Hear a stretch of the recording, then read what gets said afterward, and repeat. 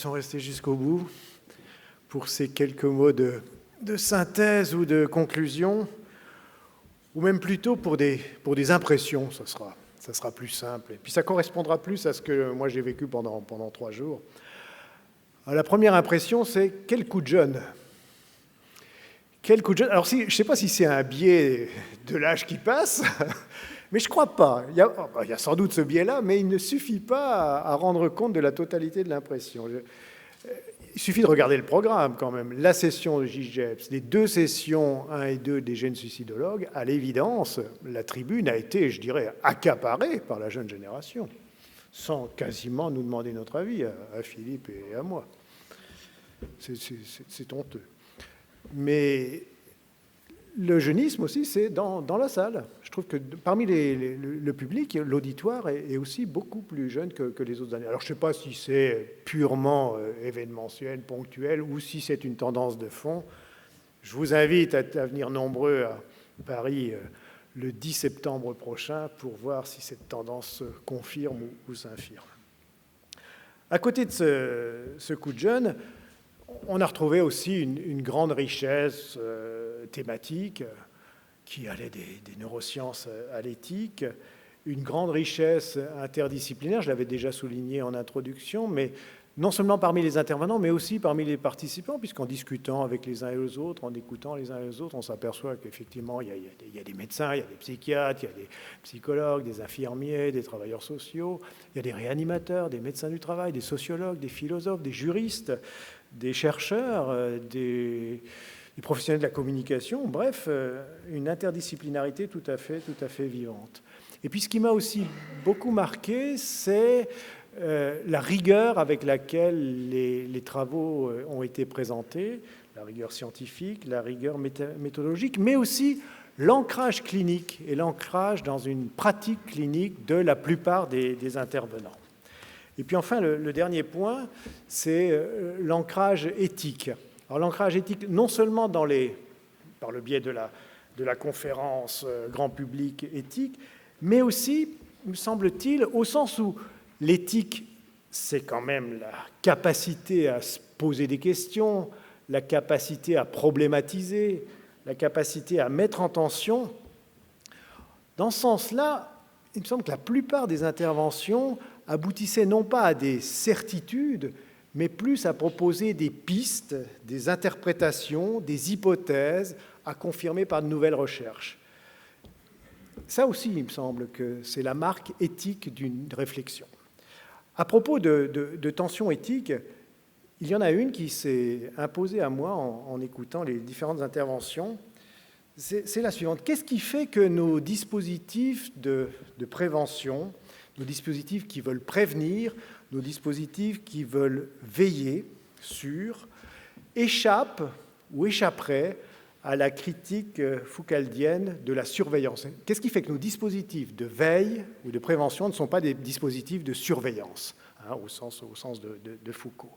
Et c'est vraiment quelque chose qui m'a traversé l'esprit au fur et à mesure que j'écoutais les communications. Et je me dis que ce qui permet sans doute d'y échapper, c'est, la diversité épistémologique, la richesse épistémologique, le croisement des regards. Et la deuxième chose, c'est sans doute l'ancrage dans la clinique. Parce que la clinique contraint. Avec la clinique, on ne peut pas dire n'importe quoi. Parce que quand on est confronté à la clinique, l'évidence clinique s'impose, et permet justement de réduire la marge interprétative qui ferait qu'on pourrait dire finalement n'importe quoi quand on est dans son bocal. Donc voilà une des réflexions qui me sont venues en écoutant les uns et les autres. Et je terminerai juste en partageant, j'espère en partageant avec vous tout le plaisir que j'ai eu de participer à ces journées, et en remerciant encore une fois vraiment très très sincèrement le comité d'organisation et Philippe Courtet, son président, qui l'a mené de main de maître. Ce fut un plaisir de préparer, de participer. Et puis c'est comme en Bretagne, on pleure une fois en arrivant et puis on pleure en repartant, quoi. Donc on va être triste de repartir, même si quand même on est bien chez soi. Et je vous donne rendez-vous donc l'année prochaine l'année prochaine, non, dans 6 mois. Les années sont très courtes maintenant, je ne sais pas si vous avez remarqué. Donc le 10 septembre prochain, ce seront les 50e journées, le cinquantenaire, c'est à Paris, au ministère de la Santé, sur le thème la formation des professionnels. Ça sera une seule journée parce que le cinquantenaire nécessite un format particulier. Merci.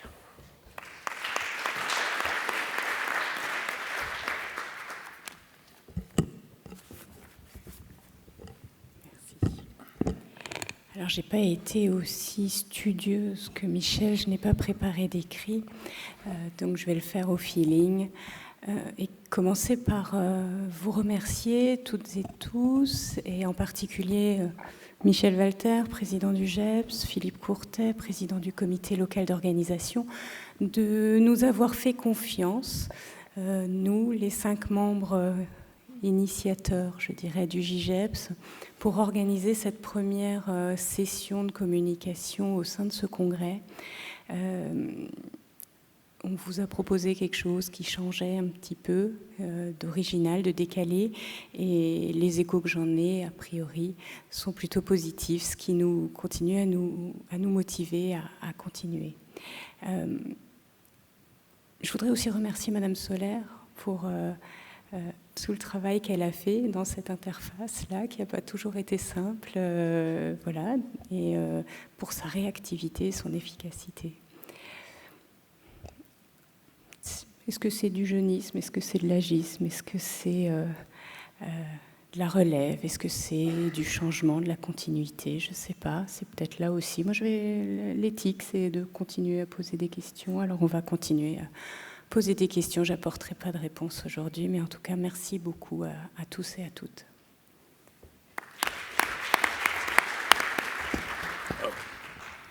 Bien, il me revient le grand plaisir de vous remercier tous, de remercier tous les courageux qui sont encore présents, tous les participants, tous les orateurs, présidents, modérateurs, de remercier encore très chaleureusement le GEPS, de nous avoir fait confiance, de nous avoir honorés en nous demandant d'organiser cette édition. Nous avons eu un immense plaisir, d'abord à nous rencontrer. On avait dit que la connexion sociale serait un maître mot, et dans ce sens-là, le congrès a été extrêmement plaisant pour nous tous. Et vraiment extrêmement satisfait aussi de voir que la jeune génération, donc qui prendra effectivement la suite, était très présente et avec de nombreux travaux de recherche de très bonne qualité. Et je crois que ça, c'est vraiment très encourageant pour le futur de la suicidologie, qui devient, enfin, encore une fois, je le disais en propos introductifs, on est vraiment dans une période très propice pour un essor, un grand bond en avant dans notre discipline. Je crois que c'est satisfaisant pour les plus anciens de voir que probablement de grands progrès vont être encore accomplis dans un futur proche. Et donc très heureux de voir que les jeunes s'intéressent de plus en plus à nos disciplines. Je vais remercier l'ensemble de mes amis du comité local d'organisation, du public, du privé, d'un bout de la région du Rhône jusqu'à Toulouse, toute l'Occitanie. Merci beaucoup pour leurs efforts. Et je vais appeler Marie-France Soler à venir nous rejoindre sur scène. Et je vais vous demander des acclamations pour Marie-France.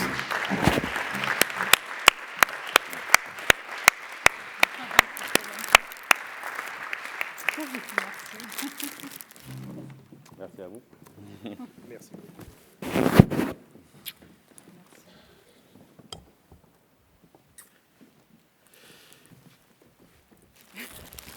Reste posé pour la photo, pendant que je termine. Alors, pour continuer avec les acclamations, j'appelle Charlie Cresp, qui va donner les résultats allez à la tribune, Charlie, vous êtes habitué. Qui va donner les résultats des sélections des prix des jeunes suicidologues, que je remercie tous d'avoir accepté de jouer le jeu. d'avoir répondu immédiatement présent à l'invitation qui leur était faite, de présenter leurs résultats.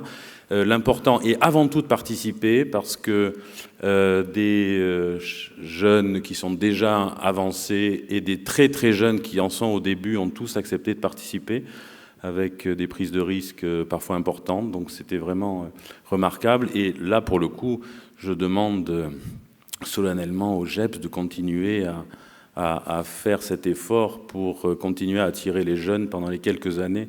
Après, on sait que c'est la génération spontanée et puis que la relève sera définitivement assurée. Charlie.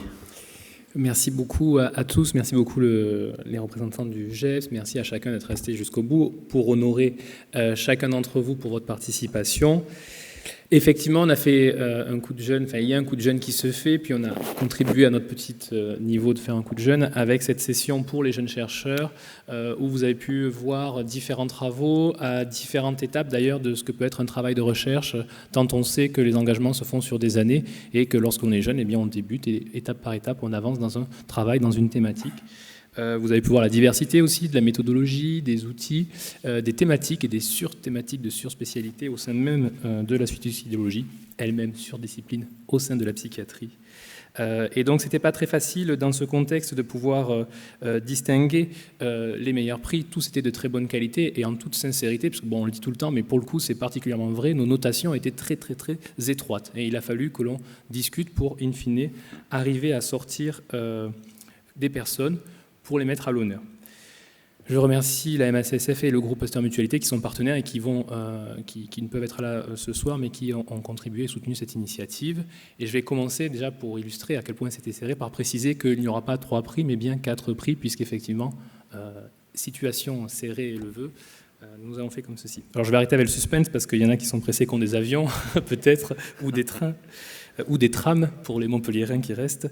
Et donc je vais tout d'abord demander à ce qu'on salue et qu'on applaudit les travaux pour le troisième prix ex aequo du docteur Julie Rowling pour Strasbourg et son étude sur le sommeil et du docteur Ismaël Conejero pour son travail sur le cortisol et l'imagerie et le stress donc, dans les conduites suicidaires.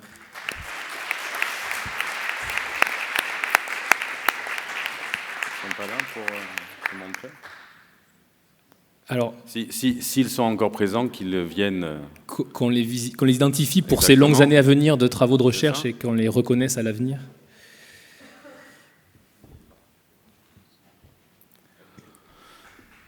Bravo. Bravo Ismaël. Alors, d'ailleurs, les prix ne seront pas matérialisés, hein, c'est mise à l'honneur devant l'audience, hein, défaut d'organisation personnelle.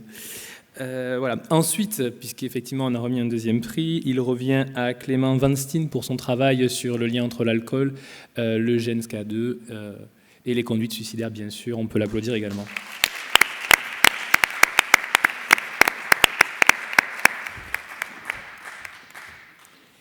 Et puis, donc, sans plus attendre, donc on le met à l'honneur.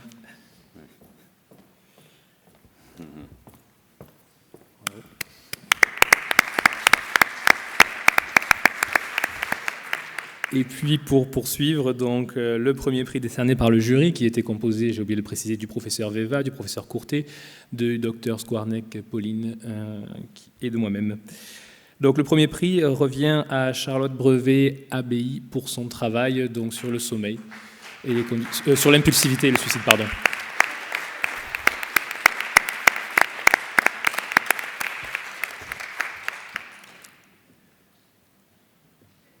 Pas de chute. Dites-nous quels sont les prix, Charlie, pendant ce temps. Alors, les prix, donc déjà, chacun de ces individus sera invité l'an prochain. On peut l'applaudir. Donc, ces 4 participants sont invités, bien sûr, à célébrer les 50e anniversaire du GEPS dès le 10 septembre à Paris. Voilà, vous êtes invités.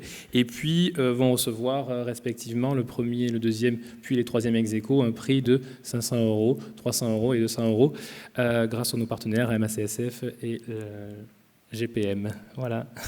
On peut les applaudir encore. Oui.